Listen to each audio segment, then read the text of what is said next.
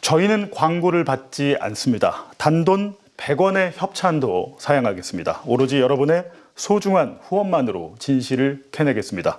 독립언론 탐사기자들이 만드는 프로그램 독한 기자 킨 진행을 맡은 저는 봉지욱입니다. 지난주에 저희가 3회차 방송을 할 수 있을지 걱정이다 이런 말들을 했었는데 여러분들 덕분에 한국 독립 네트워크 킨 채널이 구독자 12만 명을 돌파했습니다. 다시 한번 감사드리고요. 덕분에 오늘 3회차 방송을 하지만 다음 주에 또 할 수 있을지 모르겠습니다. 네, 많이들 봐주시고요. 구독 그리고 좋아요 버튼도 많이 눌러주시면 감사하겠습니다. 독한 기자는 크게 이제 두 개의 코너로 이루어지는데요. 첫 번째 코너명은 치킨쇼입니다. 치킨쇼는 윤석열 검찰과 싸운 베테랑 탐사 보도 기자들입니다. 김용진, 한상진 기자와 함께 재래식 언론들의 문제적인 기사를 하나씩 짚어드리겠습니다. 그리고 이어지는 두 번째 코너는 독립언론 기자들이 취재한, 그러니까 저희 이제 킨이란 게 KINN인데 한국 독립언론 네트워크고요. 그리고 1인 혹은 1명 혹은 2명의 작은 탐사 매체 기자들 12개 매체가 모여 있습니다. 네, 이 기자들이 직접 취재한 내용을 이곳 스튜디오에 나와서 여러분께 직접 설명해 드리는 코너 독종들입니다. 독한 기자 킨 지금부터 세 번째 방송을 시작하겠습니다.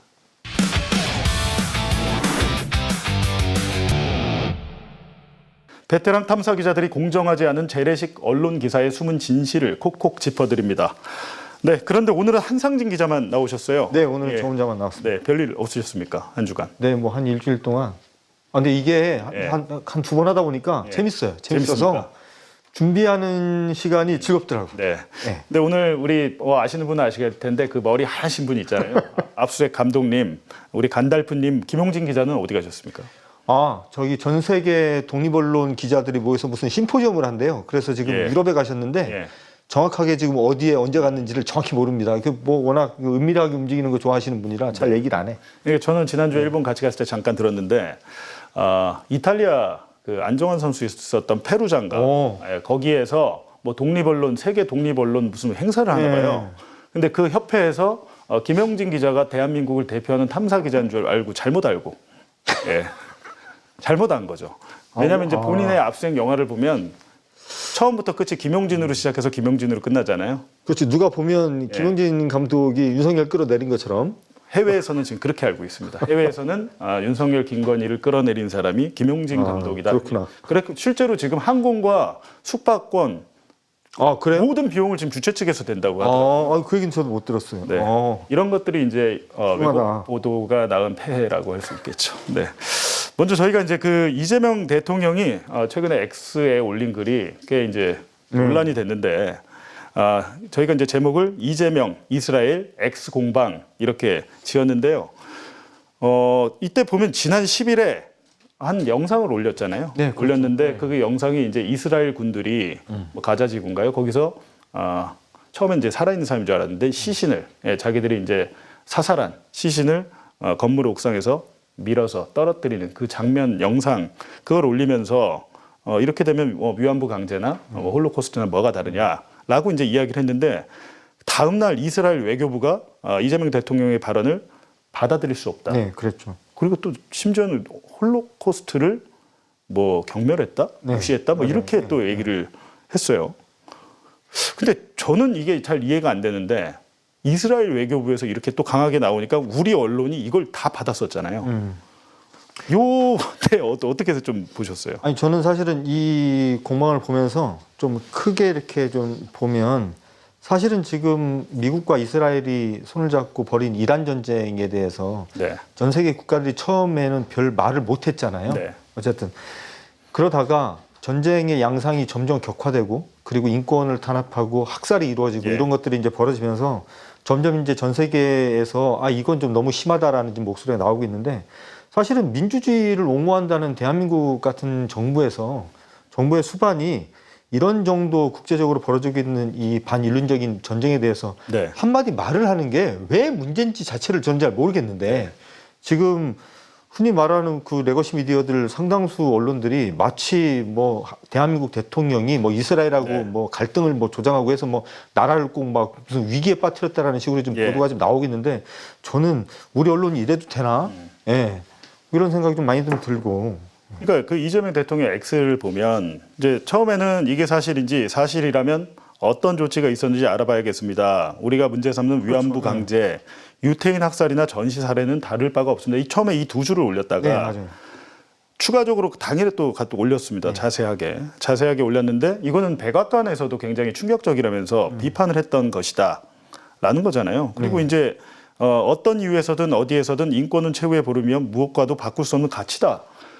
근데 이거에 대해서 이스라엘이 홀로코스트 얘기를 꺼내면서 홀로코스트를 뭐 경멸하거나 무시한 얘기는 단 한 줄도 없는데요. 근데 거기 입장은 그렇다 치더라도 우리 언론이 더 문제인 것 같아요. 네. 예, 우리 언론이 더 문제인데 언론에서 이제 이재명 대통령이 쓸데없이 이스라엘과 외교 갈등을 일으켰다 이런 식의 보도가 많이 쏟아졌잖아요. 네, 그러니까요. 저는 사실은 그래서 그런 질문을 제가 좀 던지고 싶은데 이런 정도 전쟁이 벌어지고 수많은 사람들이 학살을 당하고 아마 준비가 되는지 모르겠는데 네. 저는 이번 이란 전쟁을 상징하는 대표적인 사진 한 장 그 한번 보고 싶은데 그 이란 그 초등생 175명 네. 그 장례식 관련된 사진 있죠.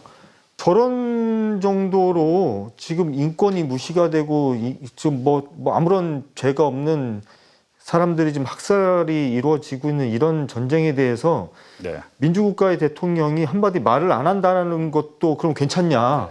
그럼 대한민국 같은 정도의 선진국에서 이런 전쟁에 대해서 대통령이라는 사람이 그럼 말 한마디도 안 하고 그냥 가만히 있는 게 그럼 맞냐? 오히려 제가 그 레거시 미디어의 그 데스크들한테 제가 물어보고 싶어요. 너희들은 그런 대한민국에서 사는 걸 원하느냐고.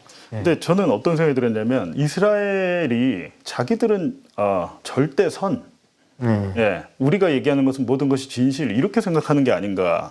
자기들이 예를 들면 뭐 범죄를 저지르면 당연히 비판을 받고 처벌을 받아야 되는데 거기에 대해서 받아들이지 못하면서 홀로코스트 얘기를 사실 맥락에도 맞지도 않는데. 그렇죠. 맥락이 맞지도 않고 그런 말을 할 자격이 없는 게 사실은 뭐 국제 문제에 대해서 제가 뭐 전문가는 아니지만 며칠 전에 미국과 이란이 이제 휴전을 하기로 했어요. 바로 그 직후에 이스라엘이 레바논을 침공을 합니다. 헤즈볼라를 이제 격퇴한다는 명분으로. 그런데 그렇게 해서 레바논을 침공을 해서 지금 언론에 보도된 것만으로도 민간인이 지금 거의 한 4,500명 이상 사망을 했고 지금 부상자가 3,000명 이상 나왔는데 그럼 이게 도대체 처음에는 뭐 이란의 핵 문제 그리고 뭐 이런저런 뭐 이란이 전 세계를 상대로 뭐 보여주고 있는 이런 뭐 위협 이런 것들을 저지하기 위해서 벌인 전쟁이라고 하지만 사실은 지금 휴전 협상이 진행이 돼서 휴전이 되고 있는 상황에서 지금 벌어진 이스라엘의 레바논 침공은 뭘로 해석을 할 거냐? 저는 해석할 길이 없고요. 지금 레바논 침공이 이루어진 뒤에 지금까지 입을 닫고서 가만히 있었던 대부분의 그 뭐 소위 이제 그 유럽에 있는 나토 국가들부터 해가지고 소위 우리가 이제 흔히 선진국이라고 하는 나라들이 저마다 지금 이제 입장을 다 내놓고 있어요. 이건 이제 도저히 이제 묵과할 수 없다고. 그래서 이제는 이 전쟁에 대해서 비판하는 목소리가 전 세계적으로 굉장히 커지고 있는데 그래서 저는 이재명 대통령이 매우 적당한 시기에 매우 바람직한 방식으로 이 전쟁에 대해서 대한민국의 입장을 내놓은 것이 아닌가라는 생각이 들고 저는 그래서 우리 언론 좀 부끄럽게 생각을 해야 됩니다. 그렇죠.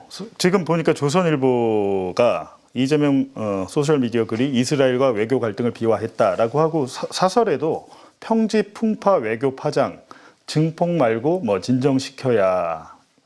한국일보도 요새 보면 좀 조선일보 다를 바가 없던데요. 그 한국일보 그 유튜브 채널 보셨어요? 아니요, 보지 못했습니다. 그 한국일보가 뭐 기자들이 오해하는 유튜브 채널이 있다는데 저도 자세히 보진 않았습니다만 그냥 TV조선 유튜브랑 비슷한 것 같다는 느낌은 받았습니다. 그게 그랬는데 한국일보 4월 13일자 사설에는 보편 인권 타당하나 개별 국가와의 외교 충돌을 위태하다. 외교 충돌 이렇게 뭐 표현을 하고요. 그런데 반면에 그래도 한겨레와 경향은 조금 다른 논조의 사설을 실은 것 같아요. 뭐 아무래도 한겨레 같은 경우는 환영할 만한 이 대통령의 이스라엘 반인권 언급. 제가 딱 하고 싶은 말이 이거예요. 그러니까요. 아무도 얘기하지 않을 때 네. 어떤 국가의 정상도 이야기하지 않을 때 이재명 대통령이 먼저 얘기한 거죠. 네. 그리고 경향신문 같은 경우에는 이 대통령 전시살에 비판 규탄한 이스라엘 자성이 먼저다. 자성이 먼저다. 네. 그러니까 이게 처음에는 그 2년 전 영상을 꼬투리를 잡았잖아요. 맞아요. 근데 처음에는 네. 사실이라면이란 네. 단서를 붙여서. 그렇죠. 근데 네. 사실은 2년 전에 그 일을 했다고 해서 그것도 똑같이 팔레스타인, 맞아요. 가자지구나 이런 데서 벌인 일이었는데. 사실은 뭐 양상은 똑같은 양상이고. 그러니까요. 아까 말씀하신 게 그 이란의 초등학교에 네. 미사일을 폭격을 해서. 그렇죠. 그죠? 토마호크. 100명이 넘는 아이들이 네. 그 현장에서 사망을 했는데 거기에 대해서는 이스라엘이 뭐라고 했는지 모르겠네요. 아니 뭐 이스라엘은 입장이 없고 자기들이 한 일 아니라 그러고 제가 이제 이 우리나라 언론에 대해서 제가 고 이란 초등생 사망 사건 그 학살 사건과 관련돼서 제가 딱 한 말씀만 딱 더 드리면 제 기억이 맞다면 아마 3월 4일 그 아마 한국 시간으로 3월 4일 날 장례식이 열렸을 겁니다. 그날이 아마 금요일인가 토요일인가 됐던 것 같은데 저는 사실은 그날 신문 우리나라 이제 조간 신문들 아침에 이제 보면서 이게 너무나 끔찍한 사건이잖아요. 그리고 사진 자체가 너무나 그 상징적이어서 이 사진이 우리 일간지의 일면을 다 장식할 거라고 생각을 했어요. 아침에 이제 눈 뜨자마자 신문을 딱 봤는데 저는 깜짝 놀랐습니다. 대한민국의 대부분의 언론사 일면 톱이 증시폭락이었어요. 증시폭락. 네, 바로 그 전날에 썼던 증시폭락이었고 제 기억이 맞다면 지면에 그 사진을 실었던 언론은 한겨레가 유일합니다. 저는 지금 이 대한민국이라는 정도의 우리가 이제 민주화를 겪고 지금 뭐 개발도상국을 지나서 이제 선진국이 된 나라 아닙니까? 이런 나라에서 국제 뉴스를 다루는 정도의 시각이 지금 전 세계에서 지금 주목하고 있는 저런 정도의 전쟁이 벌어졌는데 그리고 저런 정도의 학살이 벌어졌는데 그걸 대한민국 언론이 한겨레를 제외한 어느 언론도 그 사진을 실지 않았다. 물론 이제 뭐 인터넷판으로는 실었는데 어쨌든 전 지면에서 그 사진을 못 본 게 저는 사실은 그날 굉장히 좀 충격받았던 기억이 좀 나요. 그날이 3월 4일인가 맞을 겁니다. 그러니까요. 저는 그 대통령이 매국행위다라고 비판한 게 이해가 되는 게요. 우리나라 대통령하고 이스라엘하고 뭐 싸우거나 갈등이 생기면 우리 국민이나 언론은 누구 편을 드는 게 맞는 겁니까? 이스라엘은 철저한 자국 중심주의, 국수주의를 추구하는 나라인데 우리 언론은 거기 편을 들고 있어요. 근데 여기 한술 더 떠가지고 4월 13일자 뉴시스 보도를 보니까 갑자기 이스라엘 한인 회장이 등장합니다. 되게 재밌는 기사였어요. 대통령 발언으로 이스라엘 현지 한국인들을 힘들게 한다라고 하는데 이분이 한인 회장이긴 하지만 그 모든 한인들을 대표하는 건 아닐 것 같아요. 뭐 그런 것도 있고 이게 이제 뉴시스 보도뿐만이 아니라 여러 언론에서 이제 거의 비슷한 이제 기사를 냈는데 저는 이제 이런 기사에서 어떤 말을 하고 싶냐면 기사를 쓸 수는 있어요. 기사를 쓸 수는 있어. 물론 이제 한인 회장 정도 되는 사람이 하는 말을 가지고 쓸 수는 있어. 근데 그게 우리나라에서 이 전쟁을 바라보는 혹은 우리나라 정도 되는 나라 그 국가 이제 선진 국가가 이런 전쟁을 바라보는 시각 그리고 국제적인 감각 이런 것들에 뭔가 싸움을 붙이는 식으로 기사를 쓰면 안 된다라는 생각이 좀 드는 겁니다. 그러니까 예를 들면 갈등을 만들고 있어요. 그러니까 예를 들어서 우리가 다른 나라하고 분쟁이 불가피하게 벌어진 일들이 종종 있습니다. 뭐 지도자들 간의 갈등이 있을 수도 있고 어떤 사건 사고로 얽히는 경우도 있고 그럴 때 우리 언론들이 해야 될 일은 갈등을 해결하는 방향을 제시하는 거예요. 언론이 해야 되는 일은. 그렇죠. 갈등을 만들고 그걸 또 뉴스화 시켜서 그걸 또 가지고 장사를 하고 이게 결국에는 언론이 결국에는 나라를 좀 더 혼탁하게 만드는 이런 상황이 좀 계속 반복적으로 만들어내는 건데 전 이래도 되는가 우리 언론이 좀 이러지 않았으면 좋겠다. 저는 그 이스라엘 한인 회장님 때문에 이스라엘 분들 지금 한국에 오시면 힘들게 생겼어요. 그러니까요. 그러니까 이 기사 때문에 이스라엘 우리 교민들 한국 오면 오히려 지금 괜히 손가락질 받게 생긴 건데 이분 입장에서 이렇게 올릴 수는 있다 치더라도 저는 굳이 이스라엘 한인 회장입니다. 한인의 의견을 모은 것 같지도 않은데요. 근데 이거를 뭐 본인의 이제 SNS에 올린 글인데 이거를 많은 언론들이 생산하면서 한 기자가 말씀하셨듯이 갈등을 키우고 있습니다. 맞아요. 갈등을 키우면 어떻게 해? 언론이 갈등을 해결을 해야지. 근데 이제 비슷한 일이 이탈리아에서도 벌어졌잖아요. 그렇죠. 이탈리아에서 레스프레소인가 하는 주간지가 한 장의 사진을 올렸습니다. 저기 나왔네. 이게 잡지의 이제 주간지 잡지의 표지 사진인데요. 저 군인이 이스라엘 군이고요. 이 여성이 팔레스타인 여성입니다. 팔레스타인 여성을 휴대전화를 들고 막 비웃으면서 뭐라고 그 잡지 그 보니까 뭐죠? 그 표지에 보니까 조롱이라고 네, 써있던 맞아요. 거예요. 예, 조롱을 하는 조롱하는. 장면을 실었는데 이게 나오니까 처음에 이스라엘에서 이 사진이 조작됐다고 한 모양이에요. 그러니까 저 레스프레소라는 잡지에서 영상을 공개해 버렸어요. 조작된 게 아니라는 영상을 공개해서 이게 지금 최근에 벌어진 일입니다. 그러니까 옛날 일도 아니고 지금 최근에 벌어진 일이 지금 이스라엘 팔레스타인 뭐 가자지구나 이런 팔레스타인 그 지역에서 이스라엘군이 와서 저런 짓을 하고 있다는 것을 이탈리아 잡지가 고발을 했는데 여기에 대해서 또 이스라엘 정부가 난리를 쳤더라고요. 네. 사실이 아니다 그랬는데 사실로 드러났고요. 오히려 저 유럽 언론에서는 이스라엘의 저런 반인권적인 행태를 지적하고 있어요. 아니 저는 저 사진도 사진이지만 최근에 그 이란 전쟁과 관련돼서 지금 유럽에 있는 국가들이 하나씩 논평을 내고 있는데 사실은 이 이스라엘을 비판하는 논평을 제일 먼저 내고 비판하는 목소리를 처음에 냈었던 정부가 이탈리아 정부였잖아요. 예. 이탈리아 지금 정부에 저는 뭐 저는 국제 뭐 문제 잘 모르니까 이탈리아의 지금 총리가 지금 여성 총리인데 그분이 이 전쟁 시작되고 얼마 있다가부터 이 전쟁은 뭐 잘못됐다고 하면서 사실은 이탈리아가 이스라엘하고 굉장히 가까운 동맹 국가일 거예요. 그래서 무슨 군사 관련된 협정도 많이 맺어져 있는 나라인데 이탈리아 총리가 이스라엘을 맹비난을 하고 심지어는 어젠가 엊그저께인가 제가 무슨 기사를 보니까 굉장히 중요한 협정을 이제 앞으로 이스라엘하고 안 하겠다고. 저는 근데 이제 그 이탈리아만 혼자서 계속 이제 이스라엘을 비판할 때 다른 대부분의 나라들 영국이 좀 참전한 것 같고 나머지 국가들은 딱 입을 다물고 있다가 이번에 이제 레바논을 치는 걸 보고서 대부분의 이제 유럽 국가들이 다 들고 나서 지금 이스라엘을 비판하고 있는데 그래서 지금 이탈리아 총리가 우뚝 섰어요 지금 굉장히 지금. 그러니까요. 민주주의의 상징으로 지금 그 이탈리아의 레스프레소란 잡지처럼 우리 언론도 그런 보도를 해야 됩니다. 그런 사진과 영상을 보도를 해야 되는데 그러니까 우리나라에서 못 봤어요. 대통령을 욕하면서 갈등을 조장하지 말고요. 관련해서 오늘 그 뉴스타파 전혁수 기자가 좀 괜찮은 기사를 하나 썼더라고요. 재밌는 기사. 조폭 연루설 관련해서 이재명 대통령이 X를 자주 해요 보니까. 오늘 올린 글인데 그 박철민이라고 그 전직 조폭이 2021년도에 이재명 측에 20억 원을 상납했다 주장한 그 사건 아시죠? 거기에 대해서 대통령이 사과를 좀 요구한 적이 있었는데 오늘은 국민의힘한테 사과를 받고 싶다고 X에 글을 올렸는데 이게 이제 뉴스타파 기사에서 이제 촉발이 뉴스타파 기사를 지금 달아서 지금 글을 쓰신 거죠? 인용을 해서 한 건데 저 기사가 이제 저도 최근에 저 얘기를 많이 했지만 당시에 저 박철민의 부친이 이제 성남시 국민의힘 성남시 의원인데 아들이 저 20억 돈다발 폭로로 감옥에 있었잖아요. 하고 나서 윤석열 당선되고 2022년 6월에 지방선거 때 이번에는 그 엄마가 저 조폭 박철민의 엄마가 시의원으로 공천을 받았어요. 근데 처음에 원래 공천을 해주기로 했다 안 해준 모양이에요.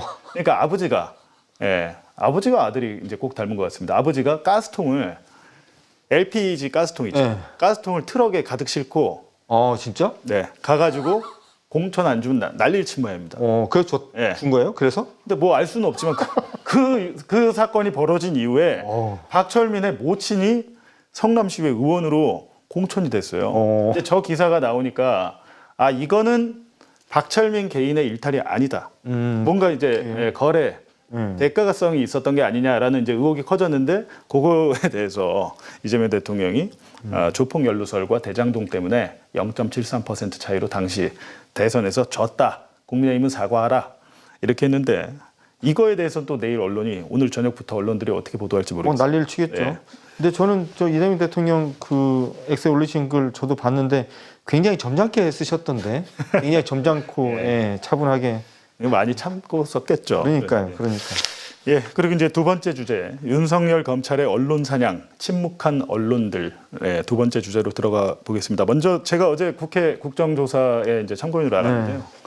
2년 전에 2024년 9월에도 제가 나갔었는데 저희가 2023년 9월부터 수사를 받았거든요. 윤석열 검찰에 윤석열 대통령의 명예를 훼손했다고 강제 수사를 받았는데 검찰이 1년 동안 수사했습니다. 1년 동안 수사하고 저희를 이제 재판에 넘겼는데 그때 제가 딱 그 국정조사를 갔었잖아요. 국정조사가 아니라 국정감사를 갔죠. 그때 과방위에.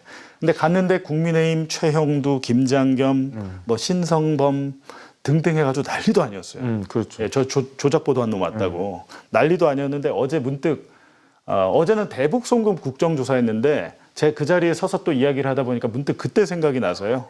영상 보기 전에요, 여러분. 봉지욱의 오프 더 레코드 채널에서 보고 계신 분들은 지금 고정 댓글에 링크, 그리고 지금 또 링크 올려주세요. 링크 그거 누르시고, 예, 독한 기자 킨 채널로, 독립언론 네트워크 채널로 이사 가십시오. 네, 그 목적을 위해서 오늘 제 채널에서 하는 거기 때문에 네, 이사 가시고요. 지금 거의 양쪽에 한 1000명씩 계세요. 예, 그래요? 빨리 이사 가십시오. 예. 윤석열 검찰의 언론사냥 침묵한 언론들 시작하기 전에 어제 제가 국정조사에서 했던 발언 영상 보겠습니다. 2024년부터 제가 이제 대북 송금 국가정보 문건 공개부터 많은 취재를 하고 크로스 체크를 했고 뒤에 비공개 증인과 연락을 한 것도 이제 안부수 회장이 딸을 검찰청에서 면회했다는 카카오톡 메시지를 입수해서 이제 확인 차원에서 한 건데요. 지금 유죄 판결 이화영 부지사 유죄 판결이 난 것은 국정원 문건 그리고 그 김태균이라는 사람이 무슨 뭐 김성태 회장과 회의한 회의록 뭐 이 정도 이게 증거거든요. 근데 이번에 제가 이번 국정조사를 보니까 국정원과 금감원에서 이 정도 조사해서 이 정도 조작 전모가 밝혀졌으면 이 사건은 조작이 아닙니다. 제가 볼 때는 이 사건은 완전한 창작으로 이루어졌다고 보이고요. 2년 전에 제가 과방위에서 참고인으로 나가서 저 또한 윤석열 검찰에서 대선 개입 특별 뭐 여론 조작해서 특별수사팀의 수사를 받았는데 그 당시에 국민의힘 의원들이 저한테 왜 그 왜곡 보도했냐, 조작 보도했냐라고 말씀을 많이. 당시는 검찰이 기소를 하지도 않았을 때였어요. 수사를 받고 있는데 국회에서 참고인으로 나온 저에게 너는 왜 그런 조작 보도를 했니라고 말씀을 하셨고 결국엔 네가 윤석열을 떨어뜨리기 위해서라고 한 게 아니야라고 얘기했는데 지금 결과적으로 제가 감옥 안 갔습니다. 지금 감옥 간 건 윤석열이 가 있잖아요. 마찬가지로 이 사건도 지금 이 정도 조작 증거, 창작의 증거가 나왔으면 저는 당연히 이 사건은 다시 한번 판단을 해봐야 된다. 그렇게 생각합니다. 저 그 생각이 딱 들더라고요. 저희 감옥 보내려고 했는데. 그러니까 자기가 감옥 갔어요. 여러분 당시에 한상진 기자는 일부러 체포되겠다고 뉴스타파에서 먹고 자고 했습니다. 여기서 이제 소환에 라꾸라꾸 침대 딱 사다 라꾸라꾸 침대까지 사가지고 체포를 기획했었는데. 근데 아무런 증거가 안 나오니까 구속영장 청구도 못했습니다. 그렇지. 국기문란 사범의 사형에 처해야 될 중대범죄자였나? 뭐 별의별 수식어를 다 갖다 붙였는데 아마 요만한 단서라도 있었으면 아마 구속영장 청구했을 거예요. 우리에 대해서. 그러니까 일명 2023년 9월부터 시작한 윤석열이 검찰을 동원해서 시작한 본인에 대한 명예훼손 사건 조작 의혹에 대해서 이번에 국회 국정조사 7개 과제 중에 하나로 이제 채택이 됐는데요. 다음 주에 가시죠. 21일. 네, 21일. 화요일에. 네, 저희 사건 관련돼서 국정조사에 참고인으로 참고인으로. 가게 됩니다. 그러니까 벌써 3년 가까이 됐습니다. 3년하고 한 5개월 빠졌는데. 아, 그러네. 그렇죠? 벌써 그렇게 됐네요. 네, 3년 가까이 됐는데 재판을 지금 하고 있잖아요. 네. 지금 판결 나와야 될 때 아닌가요?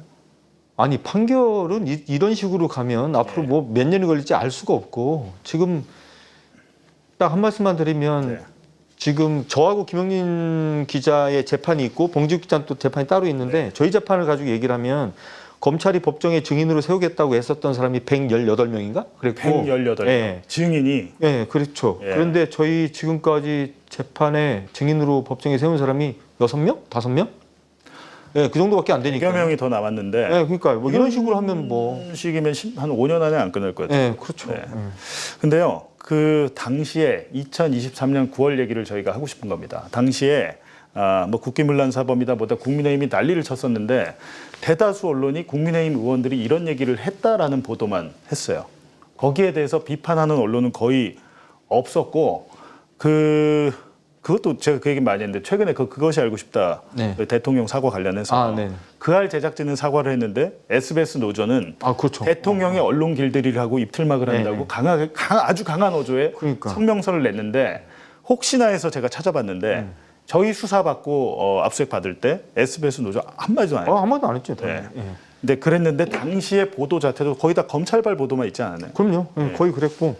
그러니까 짧게 좀 설명을 해드리면 저희가 지난 20대 대선, 그러니까 2022년 3월 9일 대선 3일 전, 3월 6일 날 저희 뉴스타파가 보도한 것, 그리고 봉지욱 기자가 전 직장인 JTBC에 있을 때 보도한 것, 이런 것들 이제 모아서 이제 검찰이 수사를 한 거였는데 내용은 뭐냐면 지난 20대 대선을 뒤흔들었던 대장동 사건. 이 대장동 사건에 처음 시드머니가 태워지게 됐었던 곳이 부산저축은행인데 이 부산저축은행의 각종 비리에 대해서 2011년에 대검 중수부가 수사를 했고 그 당시 이 수사팀의 팀장이 윤석열 씨였는데 당시 이 사람들이 이 수사를 하면서 대장동의 대출 브로커였던 조희영이라는 사람을 봐주기 수사를 했는지 안 했는지가 지난 대선 20대 대선 때 중요한 이제 포인트였고 그거를 입증하고 의혹을 제기하는 기사를 봉지욱 기자를 포함한 여러 언론에서 이제 쭉쭉쭉 기사를 좀 써내면서 대선에 굉장히 중요한 이슈가 됐고 저희 뉴스타파는 맨 마지막에 어쨌든 이것을 또 다시 한번 의혹을 제기해주는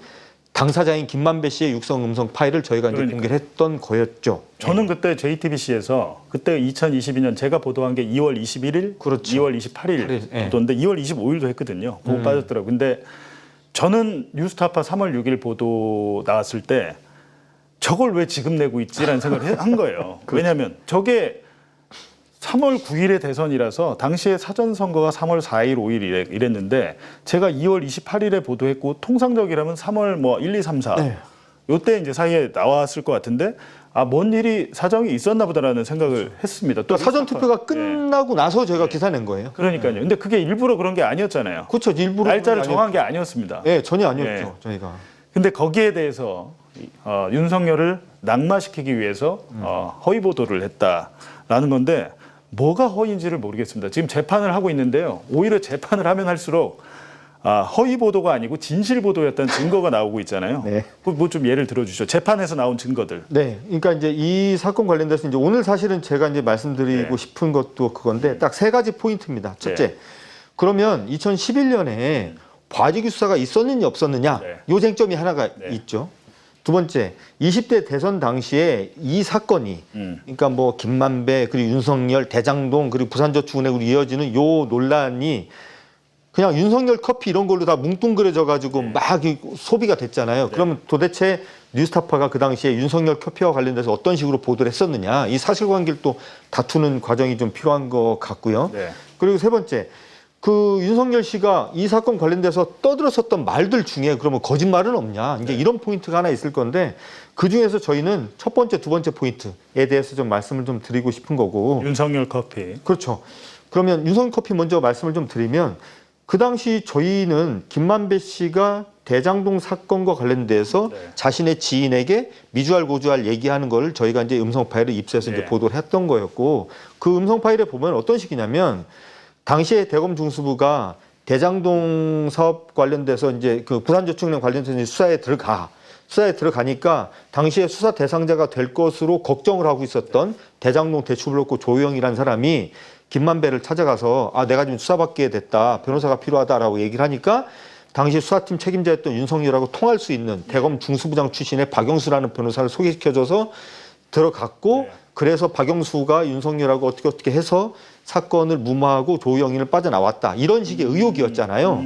의혹이었는데 사실은 저희가 보도했던 거 그리고 뭐 봉지욱 기자가 JTBC에 보도했었던 것들은 그때까지 우리가 확인할 수 있는 각종 서류 그리고 증언 이런 거 갖고 이제 보도를 한 거죠. 근데 저희가 재판을 해보니까 저희가 전혀 상상도 못했었던 일들이 너무나 많았다라는 걸 알게 됐죠. 그러니까 최근 거부터 얘기를 해주면 당시에 검찰은 저희를 이제 수사를 하면서 당시에 대장동 그 부산저축은행 수사를 할 때 대장동 대출 건은 수사 대상도 아니었다. 이런 주장을 했었고 윤석열도 TV 토론에서 계속 그 얘기했어요. 계속 그 얘기했어요. 그러니까 대장동 대출은 정상적인 대출이었기 때문에 우리는 문제가 있는 대출만 수사했어. 정상적인 대출을 우리가 수사할 필요가 없었지라고 말을 했어요.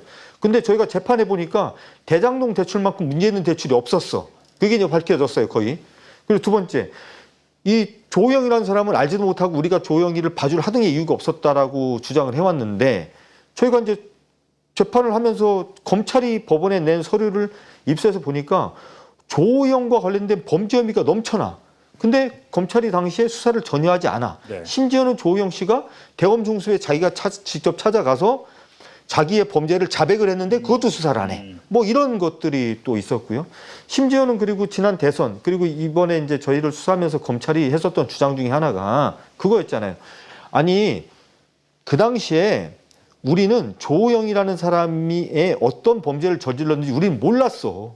몰라서 수사를 안 한 거야. 우리가 알았으면 당연히 수사를 했을 텐데 뭐 이렇게 주장을 했잖아요. 그러니까 원래는 쟁점이 조우영의 범죄를 알고 덮어줬냐? 그렇죠. 알고 덮어줬냐? 정말 몰랐냐? 그렇죠. 이거였는데. 그러니까 부실 수사냐, 네. 봐주기냐, 둘 중에 하나로 가는 거였는데 이번에 이 대장동 사업의 최초 사업자였었던 이강길 씨가 그 사람도 이제 다음 주 21일 날 네. 저하고 같이 이제 참고인 증인으로 이제 그 국회에 나갑니다. 다음 주 화요일 국정조사 네, 때. 그 재밌을 거예요 아마. 총출동합니다. 근데 그 이강길 씨가 법정에 나와서 하는 말이 뭐였냐면 당시 대검 중수부 윤석열 수사팀이 네. 조영이 그 석연치 않은 돈, 브로커 수수료 네. 이런 돈을 받아간 거를 다 알고 자기한테 묻더라. 이 사람이 여기저기서 돈을 챙겼는데 너도 줬지? 너 왜 줬어? 이런 걸 질문하더라. 그 얘기가 나오니까 법정에 나와 있었던 검사가 화들짝 놀래가지고 막 목소리 키우고 막 난리가 났었죠. 예. 그러니까 검찰 수사를 받을 때만 해도 윤석열 정권이어서 진실을 얘기를 그렇죠. 하다가 예. 정권이 바뀌고 이제 재판에 나오다 보니까 이강길 씨가 폭탄 증언을 했는데 여기서 더 문제는 뭔지 아세요? 뭐요? 어느 언론도 이걸 보도하지 않았다는 겁니다. 아 맞아요. 뉴스타파 혼자 예. 했어요. 이걸 아무도 보도를 하지 않아서 저희가 썼습니다. 그냥. 그러니까요. 여러분 그걸 아셔야 돼요. 지금 2023년 9월에만 해도 사형에 처해야 할 국기문란 사범들이 재판을 하고 있는데 기자가 한 명 들어올까 말까. 그나마 오마이뉴스 김종우 기자 가끔 오고요. 맞아요. 예. 아무도 기사를 잘 안 쓰고요. 우리 여기 뉴스타파의 최윤홍 기자 혼자 기사를 썼는데 맞아요. 사실은 이강길의 저 증언은 윤석열의 범죄 혐의를 완벽하게 가리키고 있는 중요한 증언인데 최윤홍 기자 혼자 썼어요. 사실은 지난 한 2년 동안 재판을 했었던 내용이 이강길의 증언으로 한순간에 뒤집어졌다 이렇게 그러니까요. 봐도 틀린 말이 아니었어요. 하여튼 뭐 난리가 났습니다. 재판 검찰도 난리가 나고 화들짝 놀라서 난리가 났는데 그게 언론 보도에 단 한 줄도 안 실리니까 사회적으로는 없는 일이죠. 그렇죠. 이게 없는 일이 됐죠. 그리고 이제 오늘 이제 주로 말씀을 드리고 싶은 게 이제 윤석열 커피인데 이게 저희가 이제 수사를 받기 시작하니까 정치권 그리고 대다수 언론들이 다 입을 맞춘 듯이 딱 뭐라고 얘기를 했었냐면 한 줄로 정리하면 뉴스타파가 윤석열이 대출 브로커 조영에게 커피를 타주고 사건을 뭐 봐줬다라고 보도했다. 요 한 줄로 저희 뉴스타파를 폄훼하고 명예를 훼손했는데 사실은 저희가 너무 답답해. 그 당시에도 저희가 여러 군데 뭐 봉주 기자도 마찬가지고 저도 그렇고 우린 그렇게 보도 안 했다. 우리 기사를 좀 봐라. 우리는 그렇게 보도 안 했고 김만배도 그렇게 말을 안 했다.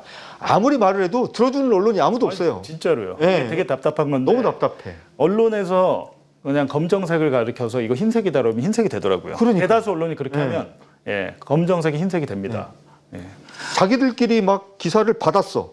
그러니까 예를 들어서 여러 언론 중에 한 언론이 어떤 문장을 만들면 쫙 받았어.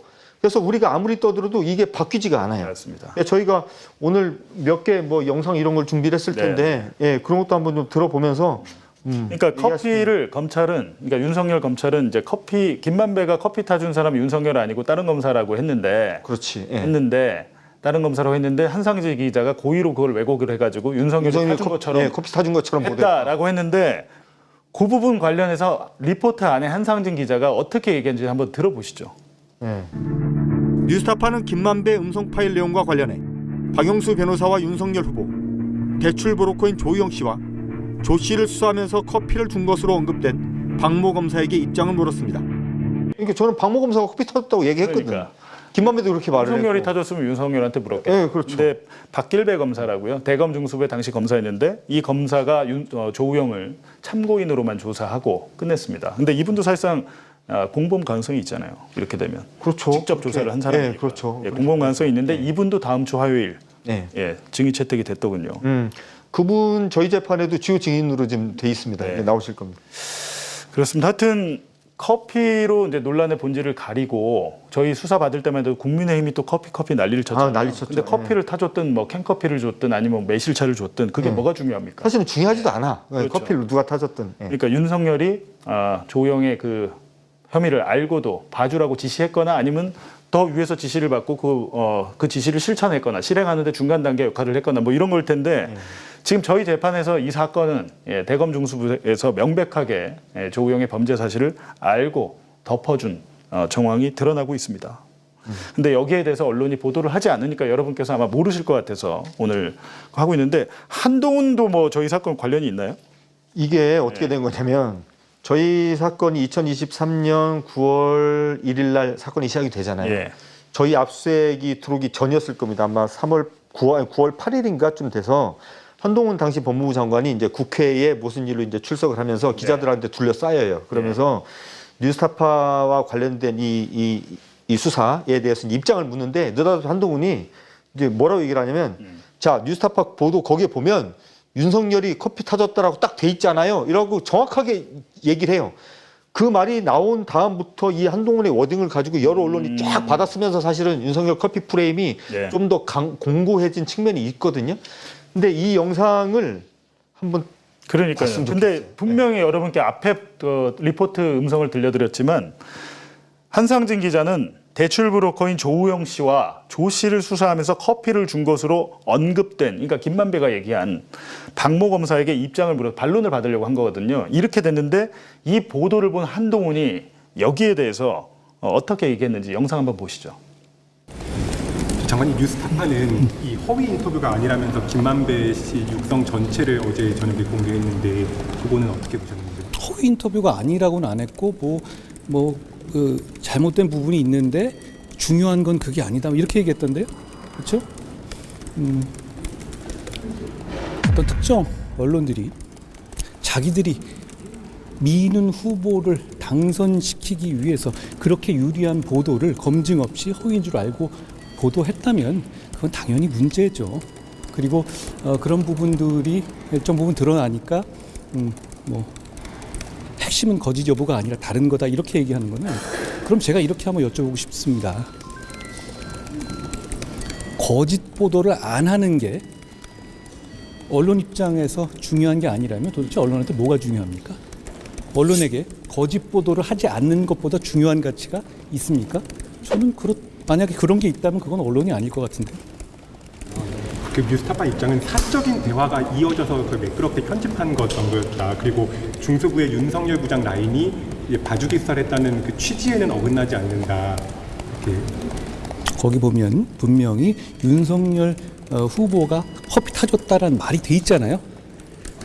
기자님, 그걸 취지라고 이렇게 뚱쳐가지고 얘기할 수 있는 겁니까? 그렇죠? 네. 한동훈 법무부 장관 때네요. 그럼 저희 수사 한창 시작일 때, 그렇죠. 그 수사에 대해서 여기 얘기하네요. 보면 분명히 윤석열 후보가 커피 타줬다는 말이 돼 있잖아요, 기자님. 딱 강조하면서 목소리에 힘을 딱 줘서 얘기해요. 이 본인의 말이 허위 발언인데. 그래서 한동훈을 지금 민형사 고소를 했습니까? 그래서 사실은 이게 아마 기억하실지 모르겠는데 저희가 아마 한동훈 씨를 고소한 게 윤석열이 내란 이렇게 닷새전이었던 걸로 기억을 하는데요. 제가 그렇습니까? 2024년 11월 28일인가 저희가 기자회견을 하면서 한동훈을 고소했나? 아닌가? 그 다음인가? 제가 좀 국가배상도 하고. 저희가 한동훈 씨에 대해서 요 발언 하나를 딱 찍어서 허위사실에 의한 명예훼손 혐의로 제가 지금 민형사 고소를 해놓은 상태인데 아직 지금 본격적으로 좀 사건이 진행은 안 되고 있는데요. 어쨌든 한동훈 씨 이번에 국회의원 출마도 한다고 하는데 저희가 이 사건이 이제 본격적으로 이제 수사가 시작이 되고 또 소송이 시작이 되면 그때 또 저희가 또 보도로 진행 상황을 또 알려드리겠습니다. 아마 이게 유죄가 나오면 배지를 달아도 떨어질 가능성이 있습니다. 네, 그렇죠. 근데 이건 너무 명백한 허위 주장이라서. 그러니까 이게 사실은 가장 문제가 조선일보입니다. 조선일보 조중동이 문제고 연합뉴스 좀 문제인데 당시에 이제 조선일보가 2023년 9월 5일자 기사를 보시면요. 9월 1일부터 대선 개입 여론 조작 해가지고 수사가 시작되거든요. 근데 조선일보 9월 5일자 기사를 보면 김만배 신앙립 가짜 인터뷰는 대선 정치 공작 배후 철저히 밝혀야 이러면서 여당발 이 말을 전해요. 사실은 이렇게 되면 그러니까 검찰을 동원해서 언론을 공격하는데 같은 언론이 여당의 이런 일방적인 주장을 아무 검증 없이 갖다가 그냥 전하고 있는 거잖아요. 이런 기사가 너무 많아서 일일이 좀 헤아릴 수가 없는 정도고 여기에 보면 이제 기사에 전부 다 뉴스타파가 윤석열이 커피 타줬다고 보도했다, 어쩌고저쩌고 얘기하고, 심지어는 이게 민주당 그리고 이재명 캠프하고 어떤 관계에서 한 것으로 의심할 수 있는 정황이 넘쳐난다는 등 이런 식의 기사가 너무나 많은데 지금 시점에서 보면 이제 한숨밖에 안 나오죠. 이거 다 어떻게 하려고. 그래서 제가 좀 농담 비슷하게 저희 내부에서 이제 그런 얘기를 하는데 저희가 진짜 작정을 하고 그 당시에 명백하게 드러난 사실을 있음에도 불구하고 허위 왜곡한 언론들을 모아서 저희가 명예훼손으로 민사 소송을 걸면 정말 빌딩 올릴 수도 있는 상황이에요 지금. 네. 그렇죠. 근데 당시에 조중동만 그런 게 아니고요. 예, 그렇죠. 진보 매체들도 마찬가지였습니다. 경향신문 2023년 9월 7일자 보도. 사실은 이 보도들 말고도 훨씬 많은데. 훨씬 많은데. 그러니까 우리 작가님이 제일 약한 것만 골랐네. 네. 이거는 그냥 검찰 김만배 허위 네. 인터뷰는 대선 개입 여론조작 사건 하면서 특별수사팀을 9월 7일에 2024년 9월 7일에 구성했다라고 했는데. 예. 근데 경향신문은 이때 자기들도 수사 대상이 될 걸 몰랐던 우리랑 같이 수사를 받고 있는 매체인데도, 그러니까 사실관계를 꼼꼼히. 이때는 자기들이 수사 대상이 될 걸 몰랐겠죠. 그렇죠, 몰랐겠죠. 경향신문은 뒤늦게 수사했으니까. 예, 맞아요. 뉴스타파와 저를 제일 먼저 수사를 했고 이후에 이제 쭉 다른 언론들 수사했는데 그렇죠, 예. 경향신문도 수사 대상에 나중에 포함이 됐습니다. 근데 이렇게 검찰이 주장하는 김만배 허위 인터뷰라고 검찰이 프레임을 딱 짜줬잖아요. 네, 그렇죠. 그러면 이게 허위 인터뷰야? 이게 인터뷰가 맞아부터 의문이 들잖아요. 네. 그냥 만나서 공식 인터뷰 같았으면 더 확실하게 얘기했을 것 같은데 저 같으면? 네. 그렇잖아요. 그러니까 이게 지금 검찰이 만들어놓은 단어와 프레임 몇 가지 이제 문장 네. 이거를 아무런 검증 없이 그냥 기계적으로 받아 쓴 언론들이 너무나 많아서 네. 사실은 저도 이제 뭐 언론계 뭐 봉주 기자도 마찬가지지만 오랫동안 있었는데 있으면서 저희가 언론이 우리나라 언론이 정말 문제다라는 얘기는 많이 했고 우리도 생각을 많이 했는데 네. 제가 막상 당해 보니까 진짜 우리나라 언론 큰일 났다. 네. 이게 진짜 이게 보통 문제가 아니다. 우리가 내 사건이 돼 보니까 눈에 보이는 것들이 있지 않습니까? 그래서 앞으로 이게 기자 생활 하는데 좀 신중하게 돼요. 예, 좀 그런 게 좀 있는 것 같아요. 하여간 그 검찰이 짠 프레임 그대로 언론이 이제 정권이 검찰을 동원해서 언론을 공격하는데 그 언론들이 검찰에 부역하고 정권에 부역하는 일이 있었는데 여기에는 조중동뿐만이 아니라 진보 매체들도 마찬가지였는데 겁이 좀 났던 것 같습니다. 네. 저희가 그 압수수색 받은 게 2023년 9월 14일이잖아요. 9월 14일. 딱 4일 뒤에 이재명 민주당 대표에 대한 그 구속영장을 청구를 하거든요. 그리고 아마 23일인가 영장실질 심사를 하는데 결국에는 언론인들에 대한 수사도 이재명 대표를 잡기 위한 하나의 과정이었던 것 같거든요. 보면 비판 언론들에 대해서. 뭐 그렇죠. 사실은 뭐 우리가 그때도 얘기를 많이 했었는데 뉴스타파를 때려잡자고 그리고 뭐 김용진, 한상님, 봉지욱 기자 3명을 때려잡자고 저희를 상대로 강제 수사를 했을까요? 예. 저는 그거 아니었을 거라고 보고 저희는 그냥 징검다리였을 뿐이고 당시에 어쨌든 윤석열의 가장 큰 정적일 수밖에 없었던 이재명 현 대통령을 잡기 위한 거 아니었겠나. 네. 근데 이제 그거를 뻔히 알 수밖에 없는 위치에 있었던 언론들이 그 당시 보도, 취재를 통해서 보여줬었던 행태에 대해서는 시간 좀 지났으니까 이제부터라도 다시 한번 좀 복귀를 하면서 뭐가 우리에게 문제가 있었는지에 대해서 한번 좀 따져보는 시간을 좀 가졌으면 좋겠다 이런 생각을 많이 합니다. 그러니까 이재명 대통령 심경이 이해가 됩니다. 네, 저는 뭐 충분히 이해가 됩니다. 저도 이때 당시 이 언론들에게 사과받고 싶고요. 저도 사과받고 싶죠. 저 같은 경우는 JTBC에서 아주 긴 리포트로 자기들이 사과 방송을 하면서 저한테 전화 한 통화 했습니다. 맞아. 아유. 사실상 허위 보도를 한 것처럼 인정을 하는 듯한 맞아요. 사과 방송을 하면서 그게 며칠이었더라? 9월 5일쯤 됐을 겁니다. 그게 아마 2024년 9월 5일. 우리 압수수색 받기 전이에요. 9월 5일에 그 전에 이제 JTBC가 사과하기 전에 전날과 전전날에 조선일보가 쓰죠. 맞아요. 뉴스타파가 원조가 아니고 JTBC 원조 보도가 있었다. 맞아, 그렇게 라고 하고. 조선일보가 분위기 형성을 딱 하니까 JTBC가 거의 쫄았죠. 사실 쫄은 것 같아요. 그냥 사과 방송을 선제적으로 했는데 제가 이제 조우영 대장동 브로커 조우영의 반론을 안 실어줘서 뭐 허위 보도다, 뭐 안 실어줬다 이런 게 확인됐다 이런 내용인데 그렇다면 저한테도 반론을 받고 기사를 내야 되는 거 아닌가요?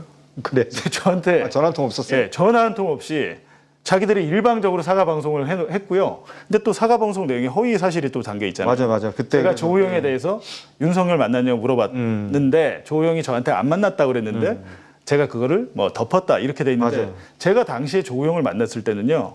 2021년 10월 26일인데 그때 당시에 가장 큰 논란은 뭐였냐면 대장동 그분이 누구냐였습니다. 맞아. 그때 그런 대장동 그분이 누구냐 때문에 만나서 제가 물어봤을 거 아니에요. 근데 그때 당시 조우영 씨가 대장동 그분은 유동규예요라고 얘기합니다.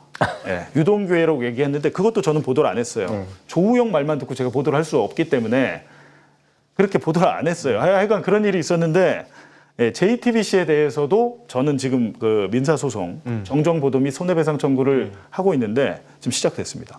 시작됐어요? 그거는? 이것도 1년 넘게 재판 시작 안 하다가 시작이 돼서 제가 사실 대장동 사건이나 대북송금 남의 사건 기록은 다 봤는데 제 사건 기록 아직 안 봤는데요.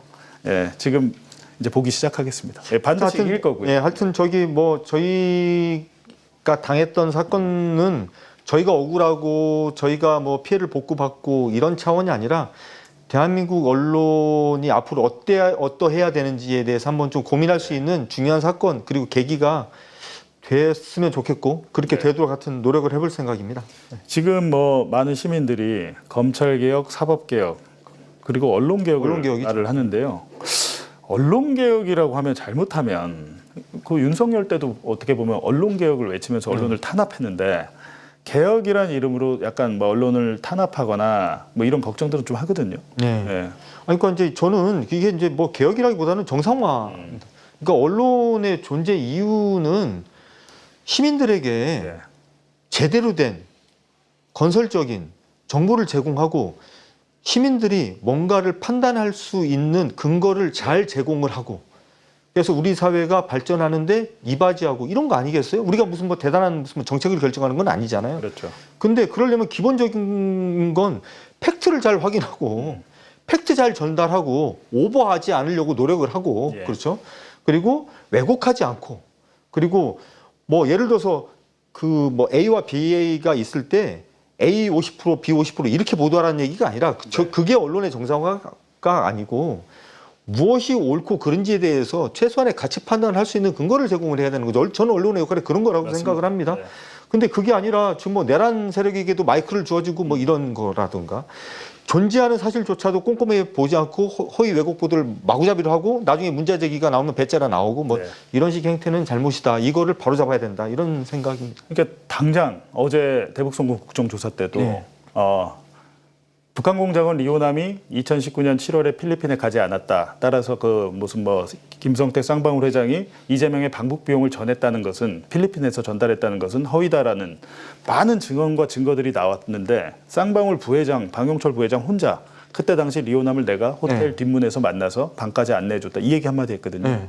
근데 오늘 조선일보, 중앙일보 방용철의 말을 딱 따가지고 제목으로 아니 뭐 그 조선일보 중앙일보뿐만이 아니라 제가 오늘 아침 조간 신문을 다 봤는데 저도 이제 어제 이제 청문회를 이제 국정조사를 보면서 내일 아침에 신문 이렇게 나올 거다라고 예상은 되잖아요. 네. 하나도 빗나가지 않아요. 하나도 빗나가지 않고 이 리오남이 필리핀에 가지 않았다는 수많은 증거와 심지어는 국정원의 발표가 있었는데 그렇죠. 이거보다 방용철 저 사람은 어쨌든 이 윤석열 검찰로부터 상당한 수혜를 입은 사람이 아닌가라는 의심을 하고 있는 사람인데 그 사람의 말 한마디를 가지고 온 언론이 도배가 되고 있는데 이거 어떻게 하려고 그러는지 모르겠어요. 저랑 바로 오른쪽에 있었는데 좀 멀리 떨어져서 얘기는 못했는데 여러분이 그걸 아셔야 돼요. 방용철 부회장이 필리핀의 오카도 호텔 후문에서 리오남을 만나서 김성태 회장 방까지 데려다도 여기까지 저렇게 증언했잖아요. 말하더니, 예. 근데 그럼 돈을 전달해 주는 걸 봤냐, 뭐에다 줬냐 물어보니까 저는 그 현장에 있지 않았다고 얘기했잖아요. 그렇지, 네. 그렇다면 리오남에게 70만 달러를 건네준 당사자는 김성태잖아요. 그렇죠. 네. 근데 김성태가 재판에서 뭐라 그런지 아세요? 뭐라고 했어요? 잘 기억이 나지 않는다고. 아, 필리핀에서 북한 사람 만나서 돈을 주는 일이 1년에 한 번 있을까 말까. 아마 우리 1년이 아니라 평생에. 우리 대부분은 그런 일이 없고 예, 없잖아요. 그것도 없죠. 이재명의 방북 비용이랍시고 70만 달러를 줬는데 그때 당시 그 현장에 누가 있었냐고 물어본 거예요. 처음에는 김성태가 검찰에서는 송명철 조선아태이 부실장이랑 이화영 부지사가 같이 있었다고 그랬습니다. 처음에는 검찰 진술은 그렇게 돼 있어요. 근데 법정에 나와서는 왜냐하면 이화영 부지사는 그 호텔을 가질 않았어요. 근데 가질 않았기 때문에 본인 부인하니까 이화영을 뺍니다. 근데 송명철도 못 빼는 게 송명철 부실장, 그러니까 북한 사람들, 그 행사 참석한 북한 사람들은 필리핀 경호원들이 방에서 24시간 감시를 했습니다. 그 경호를 하고 있었어요. 나오면 주최 측에 바로 알리게 돼 있었는데 필리핀 대회를 실무 총괄한 김국훈 본부장이 어제 증인으로 출석한 거예요. 그렇기 때문에 송명철도 그 리오남을 만난 자리에 있어서는 안 되는 거죠. 그러네. 그렇게 되다 보니까 재판이 진행하면서 김성태의 기억이 없어져요. 누가 있었는지 리오남에게 70만 달러가 든 70만 달러가 100달러짜리 아닙니까? 그렇죠. 그럼 그 많은 돈을 뭉태기로 현금으로 주는데 누가 있었는지 그냥 둘이 있었다고 하던지. 근데 그렇게 말을 못하는 게 검찰에선 넷이 있었다고 그랬다가 검찰에서도 넷에서 셋으로 바뀝니다. 셋에서 바뀌고 이혼한 만날 다음 날에 제가 이화영 부지사 만난 것 같은데 날짜도 바꿔요. 그래놓고 법정에 가서는 돈 주는 자리에 누가 있었는지 기억이 나지 않는데 회장은 기억이 안 나는데 방용철 부회장은 정확하게 기억하고 있잖아요. 그러니까. 근데 말이 안 되는 게 그 부회장도 다 같은 방에 스위트룸 100평짜리 같은 방에서 묵었어요. 거짓말입니다. 근데 거기에 대해서 언론이 어떠한 검증을 하지도 않고 방용철의 말만 그대로 따다가 제목으로 그렇게 아니 뭐 봉지욱 기자는 대북송금 수사 기록 다 봤잖아요. 그것도 보고 했는데 어제 대한민국 기자 중에 거의 유일하지 않나? 근데 저 혼자 말을 계속 할 수는 없고 당연히 이제 위원들의 질의가 있고 뭐 한데 어제는 기본적으로 김성태가 그래서 안 나온 것 같습니다. 김성태 회장이 나왔다면 방용철과 엇갈린 진술 그렇지. 때문에 아주 그렇게 되겠죠. 스텝이 꼬였을 텐데 그래서 일부러 안 나왔던 것 같은데요. 여러분 다음 주 21일 화요일에 한상진 기자, 저 그리고 김용진 기자까지 국정조사 참고인으로 나가는데 윤석열 명예훼손 이건 뭐라고 해야 됩니까 제목을? 윤석열 가짜 명예훼손인가? 가짜 윤석열. 근데 윤석열이 지금 재판에 나온다고 했습니까 증인으로? 되게 중요한 사실인데 예. 나온다라고 명시적으로 말을 하지 않았는데 지난번에 안 나왔잖아요. 예. 안 나올 때 윤석열 쪽 변호인 측이 예. 법정에 뭐 어떤 의견을 냈냐면 이번엔 우리가 못 나가고 다음에 기회를 주면 나가겠다라고 얘기를 했대요. 그래서 지금 저희 쪽에서는 어떻게 기대하고 있냐면 저희가 5월 달에 지금 재판이 2번 열리거든요. 예. 요 2번 중에 어쩌면 윤석열이 증인으로 나올 수도 있겠다라는 지금 기대를 좀 하고 있습니다. 그래서 지금 나오는 걸 전제로 예상 질문 같은 거 좀 준비를 좀 시작할 생각. 그러니까 이 방송을 보시는 분들 모르시는 분 많을 게 윤석열을 명예훼손했다는 혐의로 저희가 수사를 받고 재판을 받고 있는데 그 피해자라는 윤석열을 윤석열의 검찰은 조사를 아예 안 했습니다. 아예 안 하고 피해자 조사가 없었던 거죠. 법정에도 지금 안 나오고 있어요. 자기가 피해자인데 안 나오고 있습니다. 근데 윤석열이 어쩌면 나올 수도 있겠는데 나오면 재밌겠습니다. 재밌습니다. 예, 재밌을 것 같고. 근데 이게 저도 기대돼. 혹시 그 구치소 안에서 답답하고 이러니까 바람 한번 쐬려고 이렇게 나오는 그럴 거 수도 아닐까요? 있어요. 그럴 수도. 근데 어쨌든 지난번에 뭐 서면으로 처벌 의사가 있다, 기자들에 대한 처벌 의사가 있다라는 입장을 밝혔으니까 자기 입으로 그 얘기를 나온다면 할 텐데 그런 말을 하고 있는 윤석열의 모습을 떠올려 보면 너무 즐겁고 흥미로운 장면이 될 것 같은 생각이 듭니다. 저도 기대가 되는데요. 네, 기대됩니다. 그때 꼭 보세요. 첫 번째 코너 치킨쇼를 거의 1시간 그러니까 이러면 안 53분을 되는데. 했는데요. 뭐 저희 얘기다 보니까 이렇게까지 됐는데 저희는 그래도 기자라서 뭔가 이렇게 다른 언론들의 일방적인 보도에 당할 때 뭐 뉴스타파 채널이라도 보도를 하고 계속 이랬는데 이게 만약에 일반 국민이면 일반 시민이면 언론한테 이렇게 당하면 방법이 없을 것 같습니다. 방법이 없죠. 네. 그냥 아마 그냥 죽는 수밖에 방법이 없을 겁니다. 네, 알겠습니다. 지금까지 치킨쇼 한상진 기자와 함께했습니다. 고맙습니다. 감사합니다.